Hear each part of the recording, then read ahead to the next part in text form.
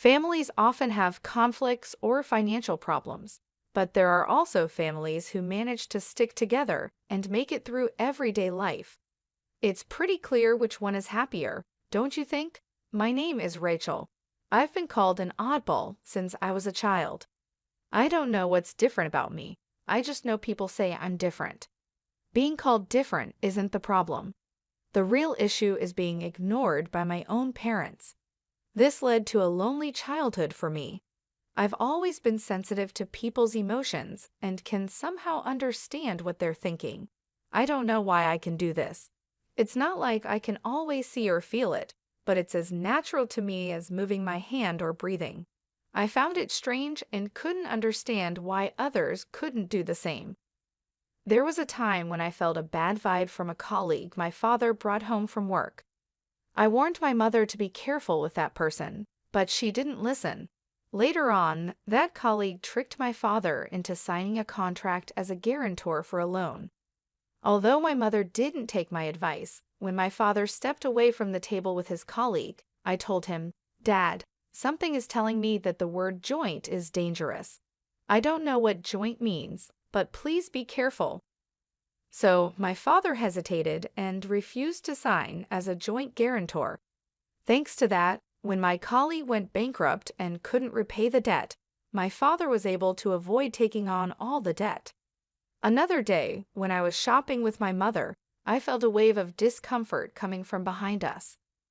When I turned around, I felt this bad feeling coming from a man wearing sunglasses and a hat. I said, "Mom, let's take that side street." I grabbed my mother's hand and moved to the side street. My mother was confused and asked what was wrong, but just as we moved, we heard someone shout, "Thief," from the street we had been on. The man with the bad vibe had snatched a woman's purse and ran off. The woman fell and got hurt badly. If we hadn't moved to the side street, the man's target would have been my mother. Things like this happened often, and people started to think I was strange and mysterious. My parents began to avoid me, and I felt lonely and isolated. What seemed normal to me was not normal to others. I started keeping my thoughts to myself. I stopped expressing my feelings because I knew normal people don't feel what I feel. If I didn't say anything, they wouldn't think I was weird. I would just be like a normal kid. I have a sister, Julie, who's 4 years younger than me. Unlike me, Julie is a regular kid. As the years went by, I became more withdrawn, but Julie just got cuter and more charming. It was clear who everyone preferred. Our parents started to favor Julie over me. They would say, "Julie is such a lovely girl, but Rachel seems to be a bit on the darker side." They noticed I had become less odd lately, but still thought I was different. What they called odd was me not talking about things only I could sense. It was my way of dealing with the world. I was tired of how this ability of mine was torturing me, so I tried hard to suppress it. I wondered if my attempts to hide myself and appear normal were making me seem abnormal, or if once labeled as the odd kid, that image just couldn't be erased. I grew up without much love from my parents. On the other hand, Julie received all the love, including what should have been mine.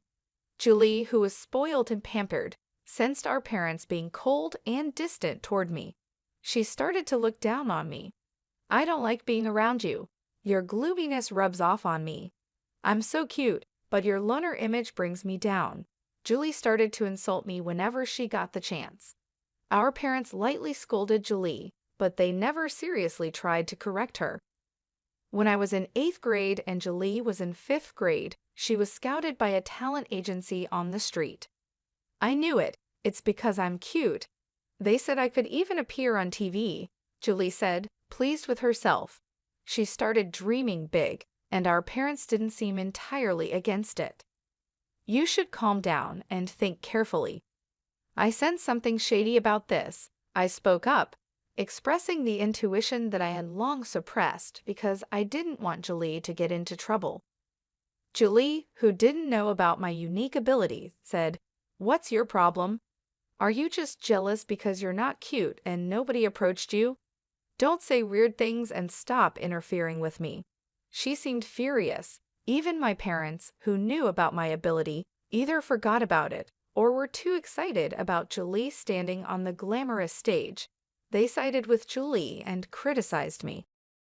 After that, I resolved to remain silent again. I told myself that there was nothing good in saying unnecessary things. One day, a student teacher came to my junior high school. He was a male college student who graduated from the school and wanted to be a physical education teacher. As he shared his dreams about education and gave a strong greeting, the teacher and students, especially the female students, were charmed. When he responded cheerfully to the girls' excited cheers, I sensed a dark aura from him. I had always vowed to hide my unique abilities, but seeing my classmates potentially in danger, I decided to break my self-imposed rule. I chose a teacher who seemed understanding and talked to her. "I know this is sudden, but please believe me and help me," I said. The teacher was puzzled by my sudden request, but agreed to stake out a certain location after school, just as I asked. I didn't tell the teacher the details. I had no reason to think she would believe me, but the fact that she agreed to help without any explanation made me think she wasn't an ordinary person either. The next day, the school was in an uproar. The male student teacher was arrested for violating a public nuisance prevention ordinance. The location where the teacher staked out was near the girls' restroom. Within 10 minutes of starting the stakeout, the student teacher appeared, entered the girls' restroom, and installed a video camera. The teacher caught him in the act. Thanks to that, the female students were saved from being secretly filmed, and their dignity was protected. Meanwhile, my sister, who had joined the talent agency, was proudly telling everyone about it. But there were no real lessons or auditions. She only had to pay expensive membership and lesson fees. Then, suddenly, the agency closed down, leaving an empty shell. In short, my sister was scammed. She cried and screamed, directing her anger at me. "It's all because you said weird things. My future is ruined, and it's all your fault." It didn't make any sense, but my sister seemed to truly believe it. Maybe that's the only way she could handle it. For me, it was a disaster and a nuisance. Our parents didn't say such unreasonable things, but their attitude became more distant toward me and more supportive of my sister. I ended up feeling lonely again, as the odd one out. I was happy that I could help everyone at school, but I was terrified that my actions would corner me. That's when I received a call from the teacher who had listened to my story, asking me to come to the staff room. Worried that I would be labeled as strange again, I opened the door to the teacher's staff room. "You knew something like that was going to happen, didn't you?" The teacher asked me in a low voice, without any preamble. Thinking there was no point in pretending, I gathered my courage and told the teacher about my mysterious power. "I thought so. I know there are very few people like you," the teacher said. For the first time, someone showed understanding for my situation. The teacher said they knew someone with a power like mine, and that's why they could understand. Actually, that person is my aunt, and I've been listening to her stories for a long time. "You must be worried about a lot of things because of your power. Maybe getting advice from someone who's been in your shoes will help clear your mind." Saying that, the teacher introduced me to the person. The person looked at me with kind eyes and said, "It's natural to be worried, but you don't need to suffer."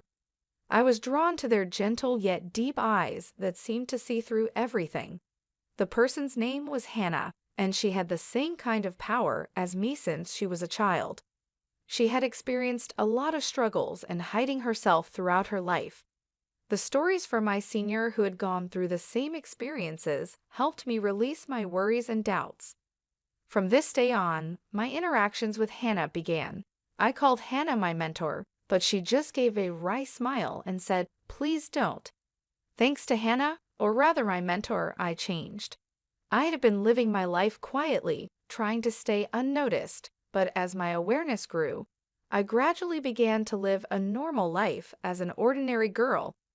However, since the incident with the talent agency, I haven't been able to reconcile with my sister.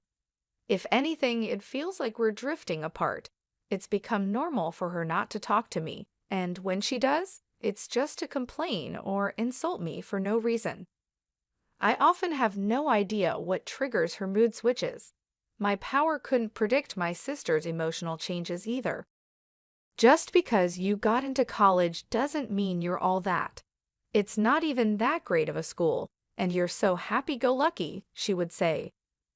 My sister, who had hoped to get into her top choice high school, ended up at her second choice school. Because of that, she got mad when I got into my first choice college. It's not like I bragged to her, she just dissed me because of her own frustrations. Our parents only tried to appease my upset sister and kept their distance from me, as if telling me to stay away from her.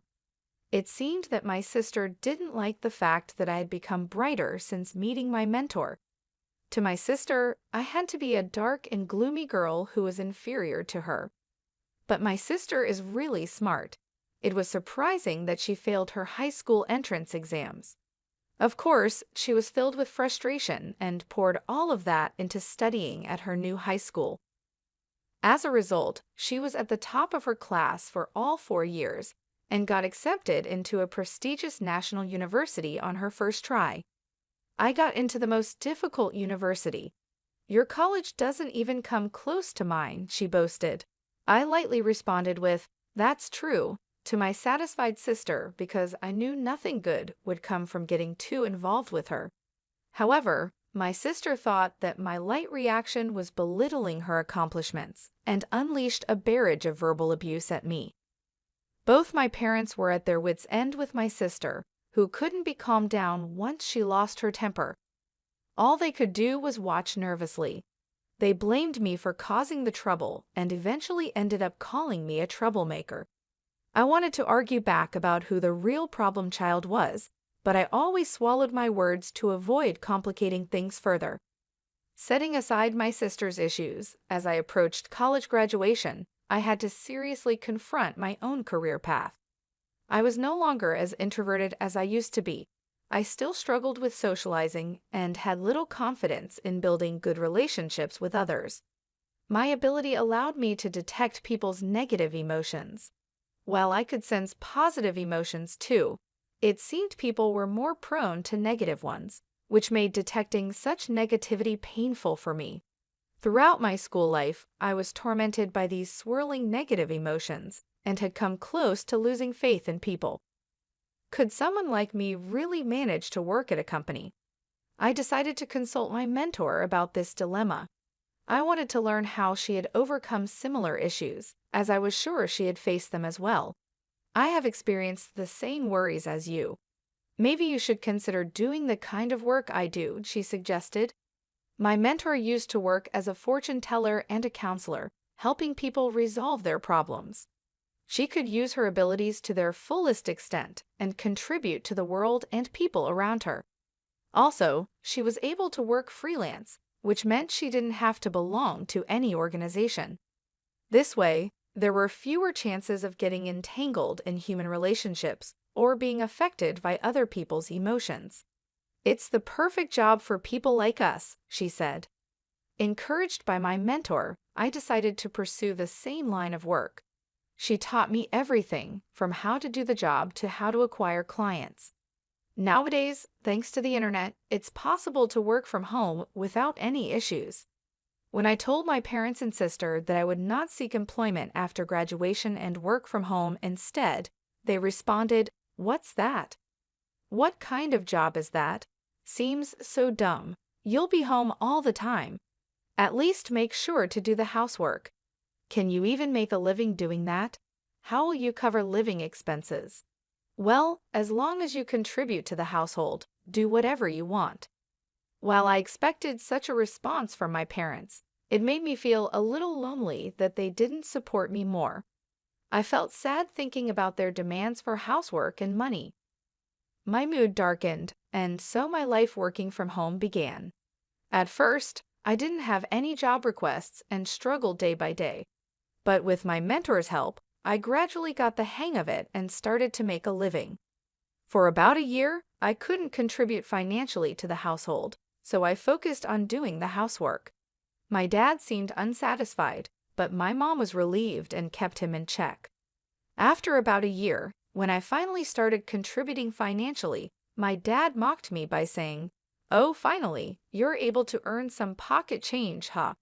But I could tell he was actually quite satisfied with the money. However, even though I was contributing, the amount of housework I had to do didn't decrease, and our lives remained unchanged. Then, after another 3 years, my sister graduated from college and secured a job at a foreign company. Unlike you, I'm an elite. You're just unemployed, living at the bottom of the barrel. It's so depressing to have you as a sister, she would say. My sister, who had successfully landed a job, started to belittle me for working from home. "What are you even doing working from home? That's just like playing. You're nothing more than a parasite living at home." At times, she'd say, "It's really weird not to work outside. I'm working hard, earning everyone's respect, and now I've been promoted to team leader. My pay is going to increase, and I'm probably earning about 5 times more than you. There's no way a homebody like you can earn that much." My sister, who was promoted to team leader after only a year and a half at the company, kept one-upping me and looking down on me. She boasted about her good salary, but hardly contributed any money to the household and didn't help with the chores at all.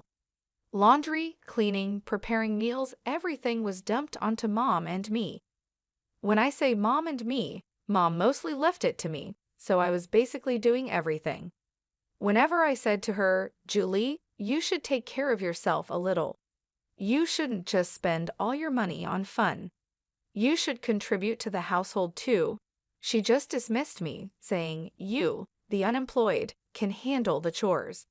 I'm saving my money for my future." Our parents also just let her do what she pleased for some inexplicable reason of, "It's Julie, it can't be helped." I was used to my current lifestyle, and it was a comfortable environment for me to work, so I wanted to keep it that way. But I was starting to consider how to take care of myself. Then came the bombshell announcement from my sister. Without any prior warning, both our parents and I were taken aback as she continued, "He's a real elite with an annual income." She sneered at me and added, "Marriage is just a pipe dream for someone unemployed like you, isn't it?" She said she would bring her boyfriend over the next Sunday. With the rapid succession of sudden developments, Sunday came and we were still reeling. The man my sister brought along looked like a successful young man, impeccably dressed in a sharp suit. "Nice to meet you. My name is Jack," he said. "I would like to ask for your permission to marry Julie," Jack said, greeting us properly and showing good manners. "Isn't he wonderful? Just as I said, I'm going to be so happy with this man," Julie gushed. "So Jack, what do you do for a living?" Dad managed to ask, clearly impressed by Jack's presence. "Yes, I'm currently training at a company that my father knows," Jack replied. We were puzzled by the word training, and then Julie said gleefully, "His father is the president. He's training now to take over the presidency in the future." My sister seemed over the moon about becoming a future president's wife. Afterward, we had various conversations, and Jack left stylishly. There were a few things that made me raise an eyebrow during the conversation, but my parents were thrilled with the high-status man. However, I felt an inexplicable dark shadow from that seemingly refreshing and good-natured man, Jack. It was something only I could sense, so I didn't know how to explain it. I could no longer remain silent, fearing that marrying a man with hidden issues would make my sister unhappy. "Julie, you've only been dating him for less than 4 months. You might want to understand him a little more before deciding to get married," I cautioned, driven by a strong gut feeling. "Sis, he's an elite and a future CEO. You won't find anyone better than him." "Oh, I see. You're jealous, aren't you? You're bitter because you're comparing your life to my happy one." "Poor jobless sis," she retorted. Even our parents got angry at me for interfering with Julie's happiness. "You're just unemployed, so at the very least, stop interfering with your sister's happiness," they said. It was clear that our parents were hoping to secure a comfortable old age by marrying Julie off to a wealthy man. Frustrated by my inability to effectively communicate my concern about the dark shadow I sensed looming over Julie, my head was spinning. In the meantime, the two got engaged, and a meeting between both families took place. Jack's parents, like him, carried an air of freshness about them, but I felt the same ominous cloud hidden behind them. However, I was unable to convey this danger to my overjoyed sister and parents. Before I knew it, the day of the wedding had arrived. The CEO of our company is attending today's reception. Can you comprehend how much I'm appreciated and anticipated in my company? I guess it's a kind of honor that a shut-in like you wouldn't understand, my sister said gleefully before leaving the house. She always included some derogatory words directed at me. At the wedding ceremony held at a hotel, the couple who pledged eternal love to each other entered the reception hall. Watching my sister, who was beaming with joy, I worried about how long this happiness would last. As my sister mentioned, the CEO made a keynote speech, full of praise for her, which delighted her. Once the speeches were over, food and drinks were served to each table. There were all sorts of delicious-looking dishes, but I started to feel a sense of discomfort. Gradually, I realized that no dishes were being served in front of me. At first, I thought my meal was just late, but other tables were already being served drinks, appetizers, and so on, one after another. Clearly, something was off. Nothing was being delivered to me. People at the same table began to notice this oddity and started whispering among themselves. At that moment, my sister came over to me and whispered into my ear with laughter in her voice. We didn't prepare free meals for the unemployed. After all, it's such a waste to serve such food to a jobless person. You should just eat potato chips at home. Just leave your gift money and go home. This outrageous remark was spoken loudly in my ear, and my ears rang. Jack, sitting at the groom's table, was grinning and nodding. Even our parents, who at first seemed surprised, said, "Well, it's true, Rachel is jobless after all." I was first taken aback, then a wave of anger surged up within me. I never thought you'd stoop this low, sis. Mom and Dad, this is unacceptable. How could you accept such rudeness? My parents just scowled at me, never bothering to reprimand my sister. Fine, I get it. I'm leaving, but don't come crying to me later, I said. You sound like a sore loser, she shot back.